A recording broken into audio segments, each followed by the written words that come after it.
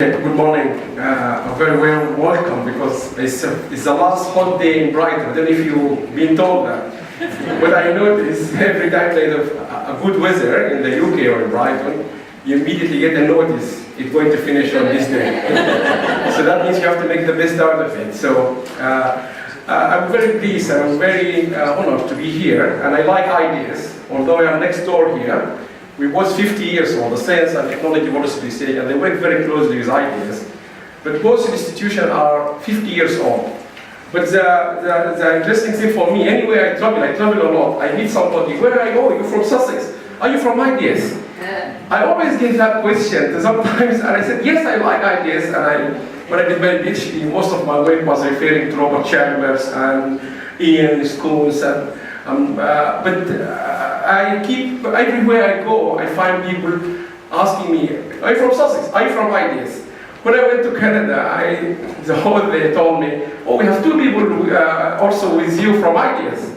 And I said, no, I'm not from ideas, although I'm very honored to be from ideas. And I remember Cassie, now I see her here, and John, they were there. So it's a pleasure. And I will just quickly, I congratulate Eldis for this 20 years of knowledge sharing. It's not my first time to be involved here. I like the way it's being done.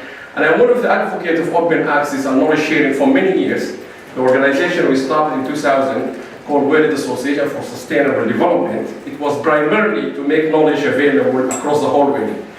It took us many, many years to convince publishers.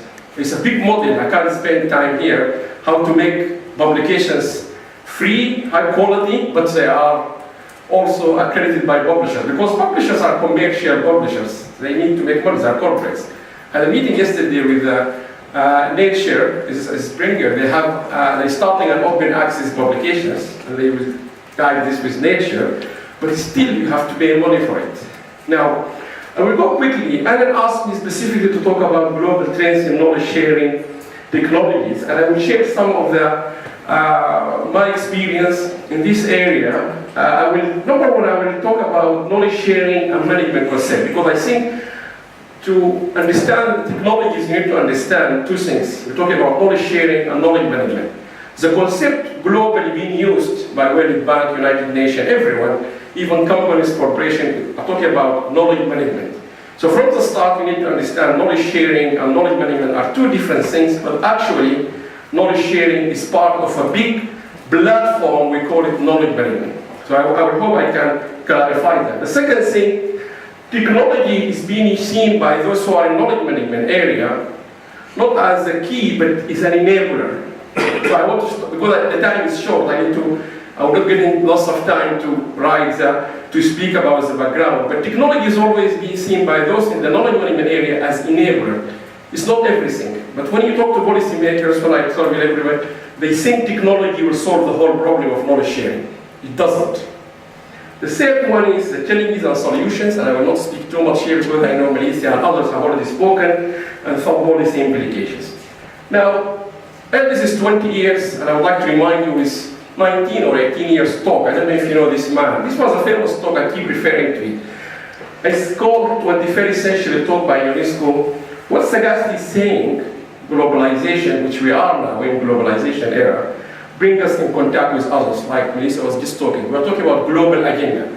Yesterday, the Glenda and Bill Foundation in London, a conference about Africa, they were talking about global challenges. So we all agree we are facing global challenges. Ebola is a good example. It reaches us here in Scotland and here in America, although it's in an African, if you like, issue, but it does affect us here in the United Kingdom. So we are talking about a global issue.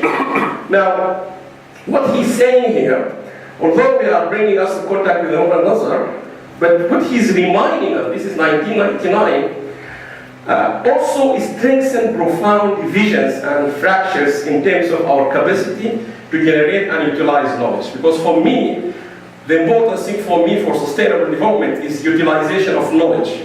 It's not just publications available in a platform. So what? Many publications, hundreds of publications.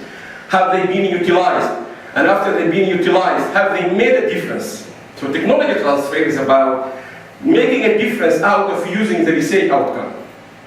So for me, what he's saying here, there is a real risk of two civilizations emerging One based on the capacity to generate knowledge, and this is what we are so good in the West. We do generate unbelievable amount of knowledge. But we don't realize there is also knowledge somewhere else, in Africa. And I can tell you now, just as one example, the leading world center for mycetoma, I don't know if you know mycetoma, in the whole world is in Sudan. And I have visited this center. If you go to World Health Organization, you can see on the right-hand side on the website, it is a world leader center for research on mycetoma, which is it's affecting the less privileged, the people who are not really in the poor. So it's led by scientists in Sudan and is leading the whole world. One of them is there. So you can see there is knowledge there. But I will go quickly. Now, this problem of generating knowledge, the other basically receiving knowledge from abroad and depriving of the ability to modify it. The world now faces the prospect of what he called a knowledge divide. That was 20 years or 19 years ago, so I hope within these 2 days, I wish I could spend the 2 days here, you can reflect on that. Are we really, if that's true, exactly what is happening now? So that's important to start with. Now, the nature of what we do things is changing, and I'm sure you all agree with me. Now we're working displacement environment, very complex work environments. This is all, I'm sure we all agree.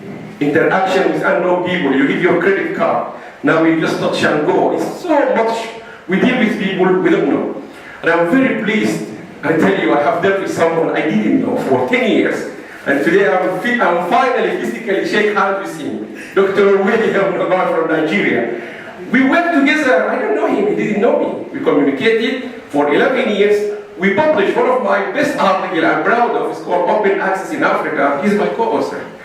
And the second one we published in development, urban access, plus other many things. Physically, I saw him today. So you can see you are dealing with unknown people, but he's well known for me. And I'm proud to have met you. Now, there's so many things.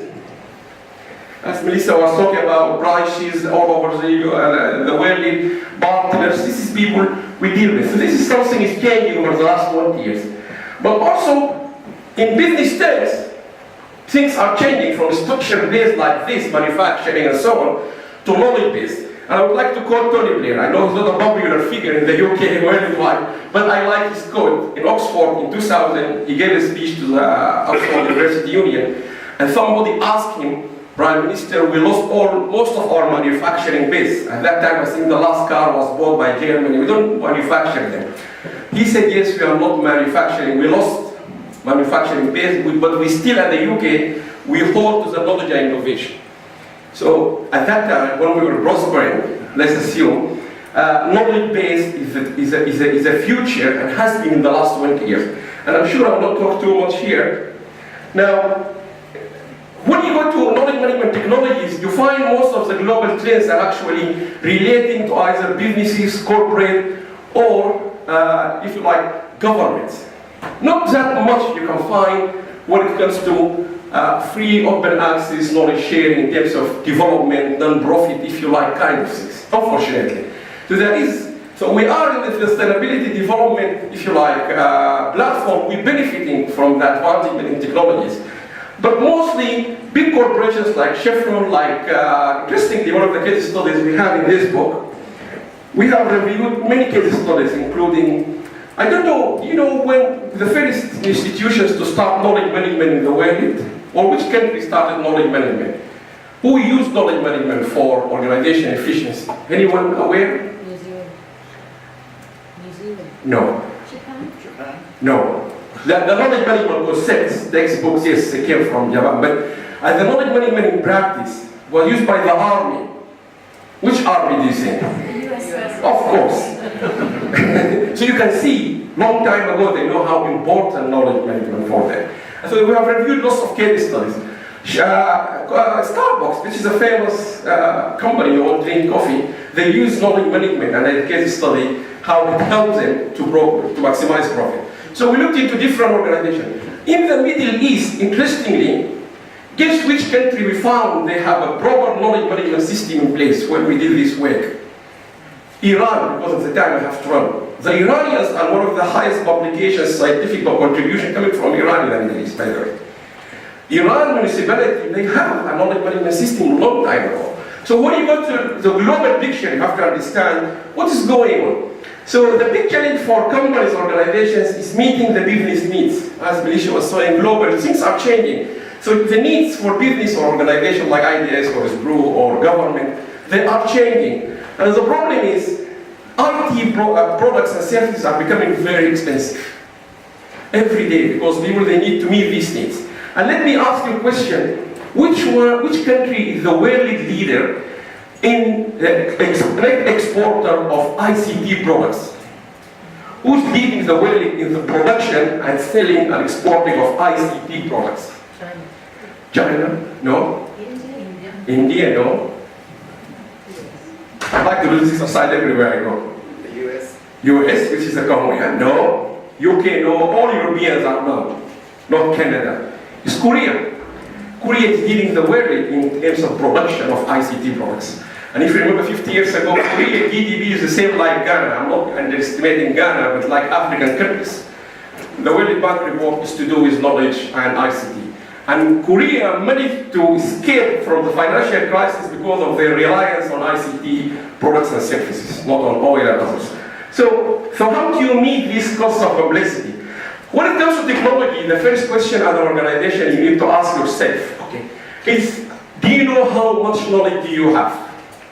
And that's a question normally organizations normally get it wrong. They don't know, most organizations.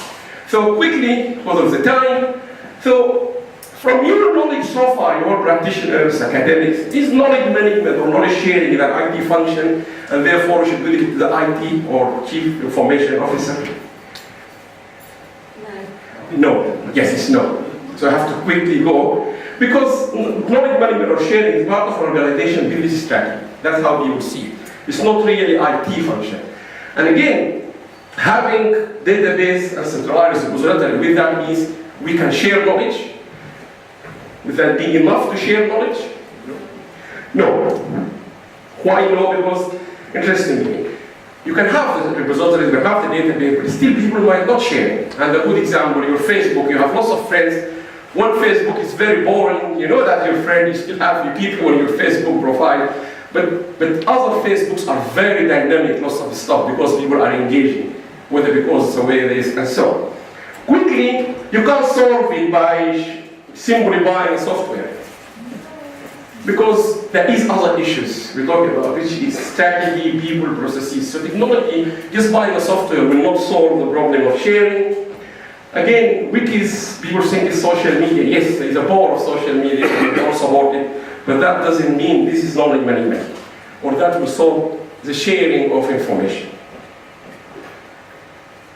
Because, as you can see, it's easier to interact, but wouldn't guarantee an audience. So that's why when you have a platform, and I remember there was a question, even I referred to it, have you done a measurement? Or there's a question now to Eldis about the Ebola platform. You need to see, do people engage with that platform? Our people are actually, one of the measurements we do in knowledge management is to count the number of downloads.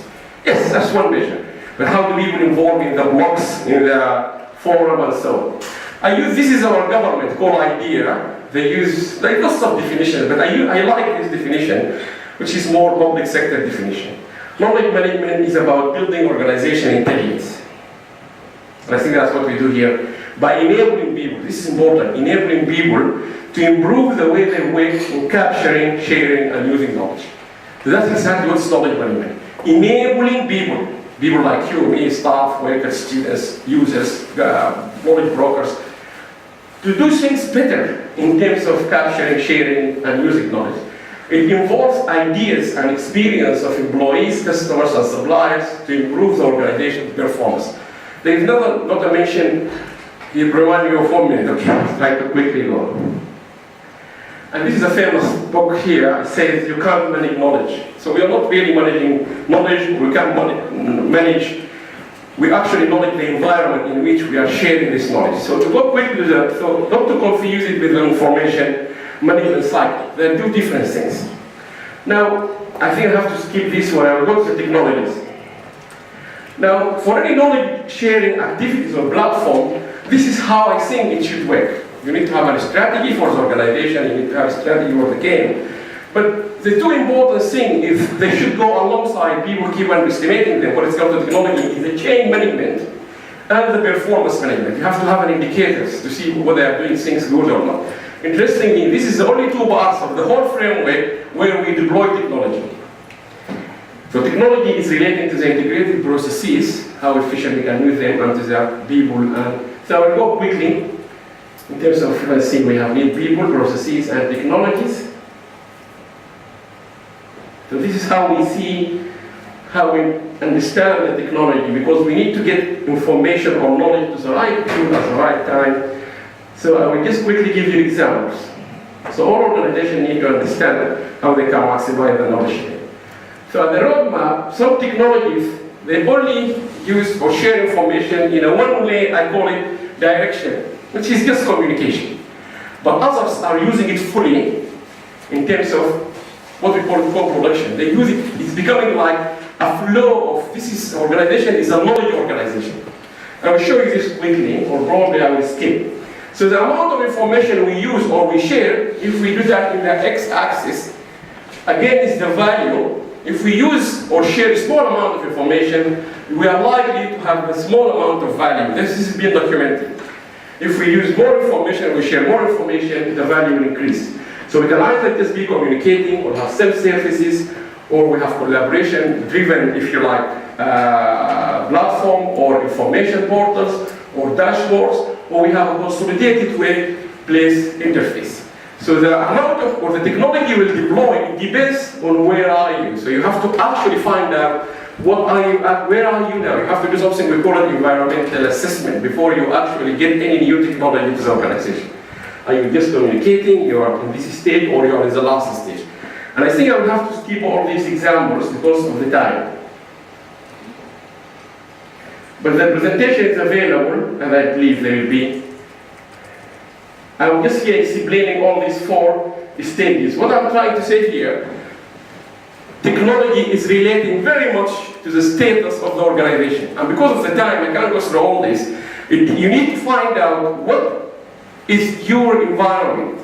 You have to do something with environmental scan, assess your blood pressure, your sugar. The same like you do scan when you go to the doctor for a checkup, he will scan everything to tell you where are you in this. Particularly people like me with diabetics, you will get lots of things, you have to read them very carefully. This is the average, you are here, you will take this, and so on. So this is the final stage where people, they really went to where you can have what we call it knowledge on the go. You actually have it, like in the Middle East, have seen that in UAE, on their mobiles. So technology base will depend. So if you are just talking about communication, the famous technology is being used so far is the SharePoint. And I'm using SharePoint 10 here, because I know some people might be from developing countries still with that SharePoint 10 years, came with SharePoint 7. SharePoint is one of the best software or solutions being used in knowledge management. If you go in further, you can see different. Disagree. Disagree. Okay, no problem. I think, let me just finish it and then we can discuss. So you have other things like fast, and you have other technologies like, the one I really like, which I use when we did the project in UAE, is Smart Logic. Smart Logic is a British American company. I'm not promoting him, but it's the best search or findability system I have ever seen, really. And there is if you can go to YouTube, you can see an example of it. Just put semaphore and you click it. You can see what does it do. It's one of the best. It's been used here for our NHS, in the parliament, in lots of banks, American bank, and so on. And then you have the information portal, there's BeStore, there's so lots of technologies, but rather than you go through them, you need to make sure you know where you are and what technology you will use. And I think I will, okay, I'm not going to talk too much about SharePoint because I already disagreement, it's not the best technology. But this is our own advantage going on. Unfortunately, they're all now linked to Microsoft. An example of the inequality, countries like Sudan, for example, they can't have these kind of technologies because the sanctions apply to Microsoft, and Microsoft are not going to license any SharePoint in Sudan, for example. Completely, they can't use it. And so on. So you can see the challenges. So you don't need to go through this one, but this is more of how it works. But there's so much behind this technical architecture. But in order to understand this, you need to make sure you are choosing the right thing, the right technologies, which one is useful for you, and so on. And I think I will finish with this conclusion. Achieve your goal target, or what we call co-production, through stages. Don't just say, move straight to the top level. You have to go gradually. Secondly, knowledge sharing is not a separate class of technology, and knowledge management or knowledge sharing does not require the use of software. You might share knowledge without the software. Like the IBCC here in the UK, you know, the Police Federation, they have something called interdependent panel for if there's anything involved, any death or any issue involve a police shooting someone, it has to be referred to this IBCC.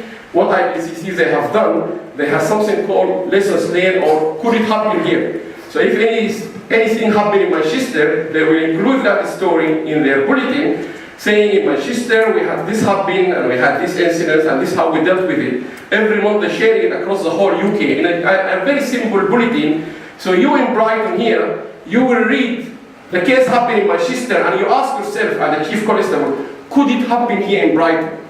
And then you say, how should I deal with it? It's a very good knowledge sharing without any software or anything. And then build the right environment, empower your people, that's quite important. Use the power of social tools. I came in an initiative, not a system. And it does include all this. And I think I will finish here. So we shall take to but thank you very much.